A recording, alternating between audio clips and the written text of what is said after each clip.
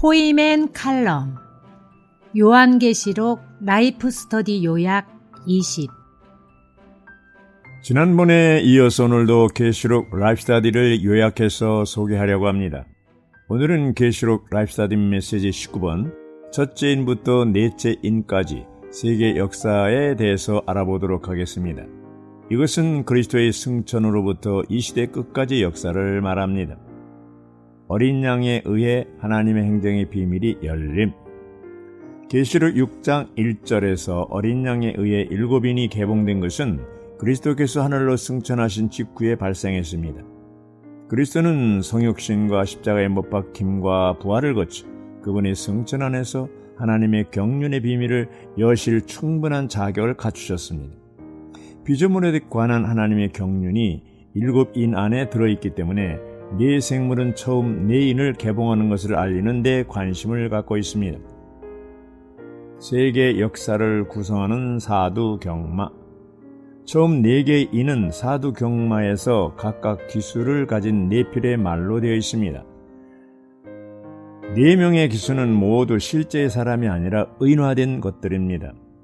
두 번째 말인 붉은 말의 기수는 전쟁이며, 세 번째 말인 검은 말의 기수는 기근이며, 네 번째 말인 상백한 말의 기수는 사망입니다.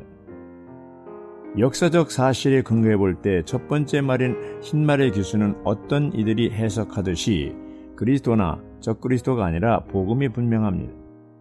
그리스도의 승천 직후의 4가지 것들, 복음, 전쟁, 기근, 사망은 네필의 말 위에 탄 기수들처럼 질주하기 시작했고 그리스도가 다시 오실 때까지 계속될 것입니다.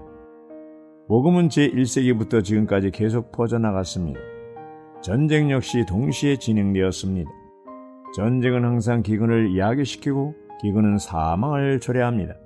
이 모두는 이 시대 끝까지 계속될 것입니다. 흰 말을 탄 기수가 나가서 정복함. 2절에서 흰 말을 탄 기수는 복음 전파입니다. 흰색은 정결과 순수와 공정함을 상징합니다. 흰 말은 사람들에게나 하나님께 정결하고 순수하고 공정한 복음 전파를 상징하는 표시입니다. 6장에서 네필의 말을 탄 기수들은 사람이 아니라 의인화된 것들입니다. 둘째 말의 기수는 전쟁이요, 셋째 말의 기수는 기근이며, 넷째 말의 기수는 사망입니다. 이들 중 어느 것도 사람이 아니고 오히려 의인화된 것들입니다. 그러므로 첫 번째 흰 말을 탄 기수는 그리스도나 적그리스도가 될 수 없습니다. 2절에서 그 탄 자가 활을 가졌고 멸관을 받고 나가서 정복하고 또 정복하려고 하더라고 말합니다. 활은 화살로 싸우기 위한 것입니다. 그러나 여기서는 활에 화살이 없습니다.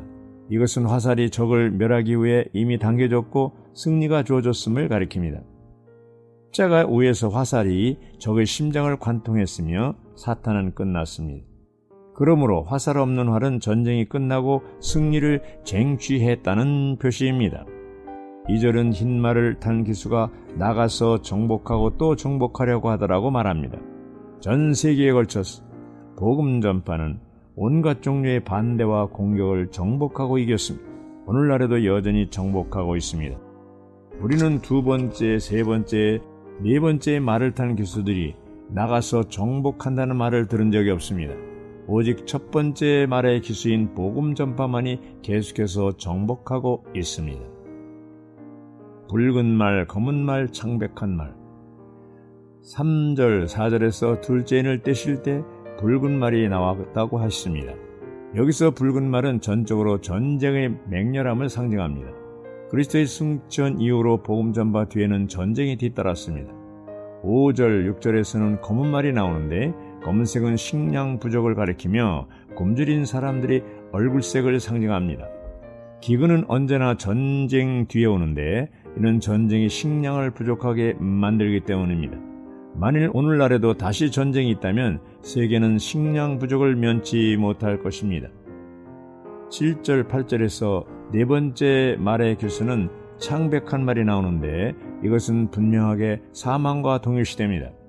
창백한 것은 역병에 걸려 괴로워하는 사람들의 얼굴색을 상징합니다. 진정한 세계 역사, 복음 전파, 전쟁, 기근, 사망. 그리스도께서 승천하신 직후 복음 전파가 시작되었습니다. 흰말이 경주를 달리기 시작했는데 흰말의 기수는 그리스도의 영광의 복음이었습니다. 주 70년에 로마의 장군 타이터스가 군대를 이끌고 와서 예루살렘을 멸망시켰습니다. 그 이후로 수세기에 걸쳐 전쟁이 잇따라 일어났습니다. 전쟁 뒤에는 기근이 왔고 기근은 질병과 사망을 초래했습니다. 따라서 지난 2000년간의 역사 속에는 복음 전파, 전쟁, 기근, 사망 외에는 아무것도 없었습니다. 네 가지 이는 그리스도의 승천 때부터 이 시대의 끝까지의 세계 역사임에 틀림없습니다. 그리스도께서 이 네 가지 인을 개봉하셨고 사두 경마가 계시되었습니다. 성경의 예언을 이해하려면 반드시 역사에 주의해야 합니다. 왜냐하면 예언은 장차 일어날 것들에 대한 예견이기 때문입니다. 그리스도께서는 성육신 후에 십자가에 못 박히심을 통해 구속을 이루시고 부활 안으로 들어가셨으며 그런 다음 하늘로 승천하셨습니다. 어느 인간의 역사도 그러한 기록을 우리에게 제시해 주지 않습니다. 그러나 이것이 진정한 세계 역사입니다. 복음 전파가 중심이다. 그리스도의 성육신과 십자가 부활과 승천 후 세계사가 진행되는 경로가 뒤바뀌었습니다. 하나님의 경륜을 펼침으로써 그리스도는 과거 20세기 동안의 인류 역사를 기록하셨습니다.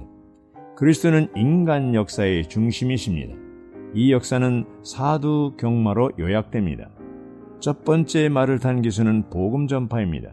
복음 전파는 어디에서 나오는 것입니까? 그것은 그리스도의 성육신과 십자가에 못 박히심과 부활과 승천에서 나옵니다. 이 네 가지 사항이 복음의 근원입니다. 복음 전파가 사두 경마에서 앞장서고 있습니다. 복음 전파는 하나님의 경륜을 수행하기 위한 것입니다. 교회는 어떻게 산출될 수 있습니까? 오직 복음 전파를 통해서만 됩니다. 새 예루살렘 어떻게 출현할 수 있습니까? 오직 복음 전파를 통해서만 됩니다. 전쟁과 기근과 사망은 복음 전파의 속도를 빠르게 합니다. 그리스도의 승천 이래 세계 역사는 복음 전파의 역사입니다. 우리가 전하는 복음은 교회 생활과 왕국과 새 예루살렘까지도 포함하고 있습니다. 아멘.